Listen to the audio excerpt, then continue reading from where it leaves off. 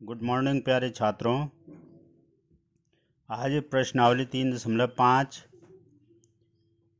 के कुछ क्वेश्चन और करवा रहा हूं मैं। देखिए, सारे क्वेश्चन तो नहीं हो पाएंगे ऐसी परिस्थिति में, लेकिन जितने भी क्वेश्चन हो रहे हैं आप उनको ध्यान से देखें और अपने आप भी करने का प्रयास कीजिए। जो क्वेश्चन छूट रहे हैं उन पर अपना अभ्यास जारी रखें। प्रश्न नंबर 4 का चौथा खंड है। एक राजमार्ग पर दो स्थान ए और बी 100 किलोमीटर की दूरी पर हैं। एक कार ए से तथा दूसरी कार बी से एक ही दिशा में चलना प्रारंभ करती है। यदि ये कारें भिन्न भिन्न चालों से एक ही दिशा में चलती हैं तो वे 5 घंटे पश्चात मिलती हैं। जब वे विपरीत दिशाओं में चलना प्रारंभ करती हैं तो वे 1 घंटे पश्चात मिलती हैं। दोनों कारों की चाल ज्ञात कीजिए। तो ये देख लीजिए, ये दो कार हैं, एक पॉइंट ए पर है और एक पॉइंट बी पर। पॉइंट का मतलब स्थान ए पर है और एक स्थान बी पर है। तो हमने मान लिया कि माना स्थान ए से चलने वाली कार की चाल x किलोमीटर प्रति आवर है और स्थान बी से चलने वाली कार की चाल y किलोमीटर पर आवर है। किलोमीटर पर आवर का मतलब किलोमीटर प्रति घंटा से है। जब कारें एक ही दिशा में ए तथा बी से चलती हैं, देखिए कारें एक ही दिशा में जा रही हैं। ये कार ए इस डायरेक्शन में और कार बी भी इसी डायरेक्शन में जा रही है। तो जब कारें एक ही दिशा में चलेंगी तो जब ये कार इस डायरेक्शन में रहेगी तो इसका मतलब ये कार बी से 100 किलोमीटर आगे होगी, क्योंकि इन दोनों कारों के बीच 100 किलोमीटर की डिस्टेंस है। तो कार स्थान ए से चलने वाली कार जो है स्थान बी से चलने वाली कार से 100 किलोमीटर आगे होगी। तो हम ये लिख सकते हैं कि 5 घंटे में स्थान ए से चली दूरी माइनस 5 घंटे में स्थान बी से चली दूरी। दोनों कारें एक ही डायरेक्शन में हैं, इसलिए उनकी दूरियां घट जाएंगी। 5 घंटे में चली गई दूरी माइनस 5 घंटे में स्थान बी से चली गई दूरी। तो ये देखो, 5 घंटे में स्थान ए से चली गई दूरी क्या हो जाएगी? दूरी बराबर चाल गुणा समय। तो चाल है उसकी x किलोमीटर पर घंटा और समय है 5 घंटा। तो ये हो जाएगा 5x 5 इंटू एक्स, ये समय गुणा चाल 5x minus 5y is equal to 100। ये दिया हुआ है, इन दोनों के बीच की दूरी 100 किलोमीटर है। तो अब 5 से भाग दे दो इस पूरे समीकरण को, तो ये हो जाएगा 5x ऋण y बराबर 20। समीकरण नंबर 1। अब जब कारें विपरीत दिशा में ए तथा बी से चलती हैं, अब कारें विपरीत दिशा में जा रही हैं। स्थान ए से चलने वाली कार इस डायरेक्शन में और स्थान बी से चलने वाली कार इस डायरेक्शन में विपरीत दिशा में जा रही हैं। तो ये समझिए कि ये कार जितनी दूरी तय करेगी और ये कार जितनी दूरी तय करेगी, उन दोनों का योगफल 100 किलोमीटर हो जाएगा और तब वे 1 घंटे पश्चात मिलेंगे। वे 1 घंटे पश्चात मिलती है, माने कि स्थान ए से चली गई कार द्वारा तय की गई दूरी धन स्थान बी से चली गई कार द्वारा तय की गई दूरी। तो दूरी निकालेंगे। देखो, स्थान ए से कार द्वारा चली दूरी धन, अब इन दोनों की दूरियां जुड़ जाएंगी। स्थान ए से कार द्वारा चली गई दूरी धन स्थान बी से कार द्वारा चली गई दूरी। तो यह आ जाएगा 1 घंटे पश्चात मिलती हैं वो, तो 1 इंटू एक्स समय गुणा चाल बराबर दूरी। तो 1 इंटू एक्स धन 1 इंटू वाई बराबर 100 हो जाएगा। दूरी दोनों के बीच की दूरी 100 किलोमीटर है। तो ये this implies x plus y is equal to 100। तो ये समीकरण नंबर 2 हो गया। समीकरण 1 और समीकरण 2 को लिखा आपने, जोड़ने पर किया। देखो y बराबर हैं, लेकिन इनके चिन्ह अलग अलग हैं। अलग अलग होने के कारण ये ऋण है, ये धन है। तो जोड़ने पर किया तो minus y plus y cancel हो गया। एक्स धन एक्स कितना हो गया 2x बराबर 100 धन 20 120। तो x बराबर 120/2 बराबर 60। तो x के इस मान को किसी भी समीकरण में रख लो। तो x बराबर 60 समीकरण 1 में रखा तो ये हो गया 60 ऋण y बराबर 20। तो ऋण y बराबर 20 ऋण 60 तो ऋण y बराबर ऋण 40। तो y बराबर आ जाएगा 40। ये ऋण ऋण कैंसिल हो गए दोनों तरफ से। तो y बराबर 40।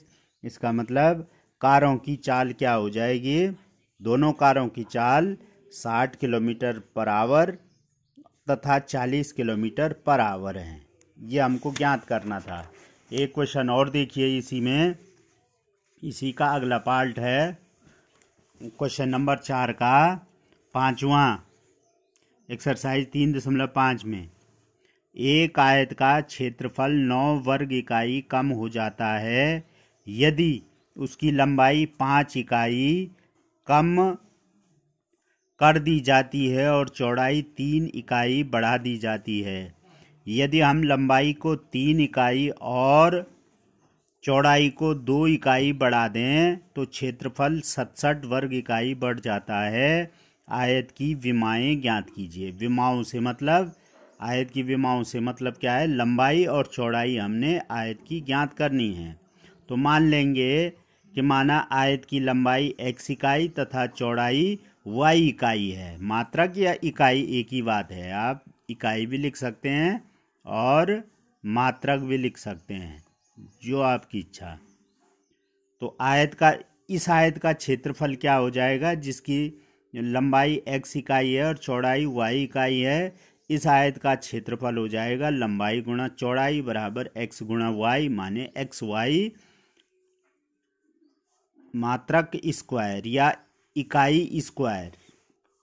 अगर x जो है मीटर में है और y भी मीटर में है तो x गुणा y माने xy वर्ग मीटर हो जाएगा वो, या मीटर स्क्वायर हो जाएगा। यहाँ पर चूंकि मात्रक या इकाई नहीं दे रखी है इसलिए हम इसको मात्रक स्क्वायर लिख रहे हैं।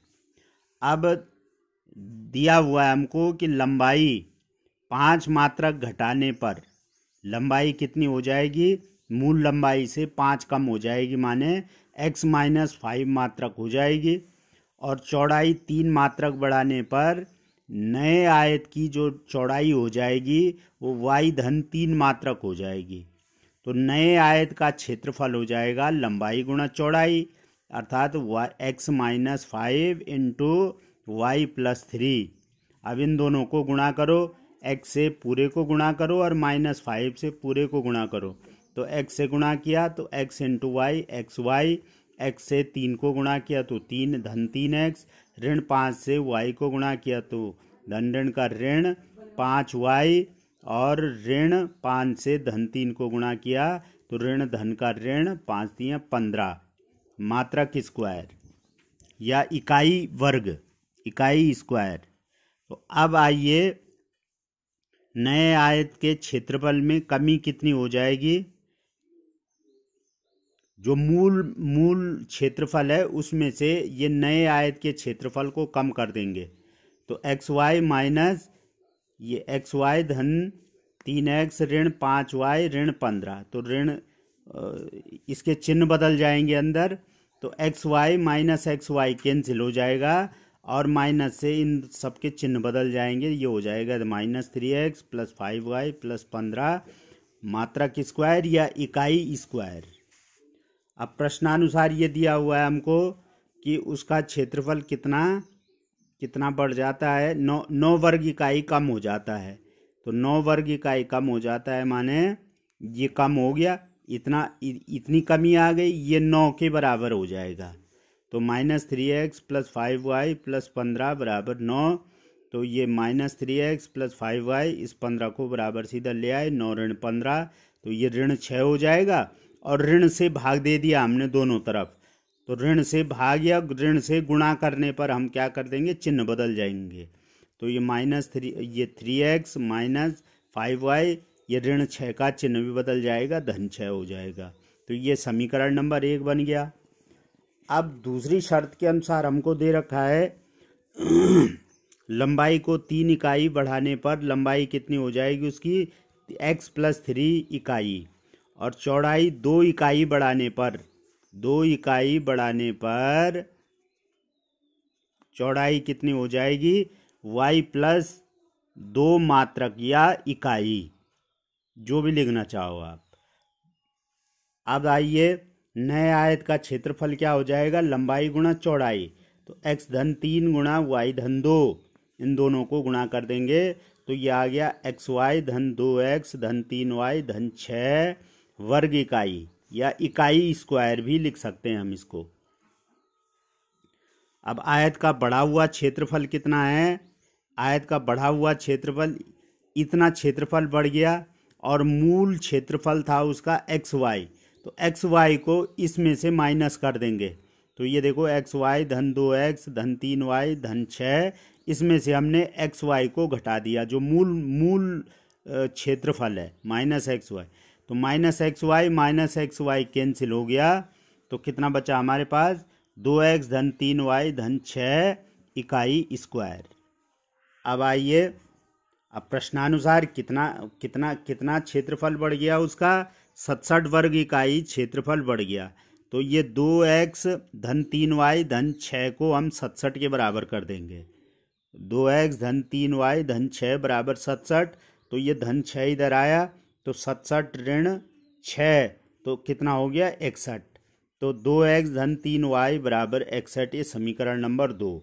तो समीकरण 1 और समीकरण 2 लिखा हमने, और हमने यहाँ पर y को बराबर किया, y को बराबर कर दिया, माने ये देखो 5×3=15 बनाएंगे हम यहाँ पर, y के गुणांकों को 5×3=15 बनाएंगे। तो समीकरण 1 को 3 से गुणा करेंगे और समीकरण 2 को 5 से गुणा करेंगे। ये लिख भी दिया हमने, समीकरण 1 को 3 से तथा समीकरण 2 को 5 से गुणा करने पर। तो समीकरण 1 हो गया 3 से गुणा करने पर 9x-15y बराबर 18, और समीकरण 2 5 से गुणा करने पर हो गया 10x-15y बराबर 305। तो अब जोड़ने पर क्या, क्योंकि इसका चिन्ह ऋण है, इसका धन है, तो जोड़ने पर ये ऋण और धन, ऋण 15y धन 15y कैंसिल हो जाएंगे।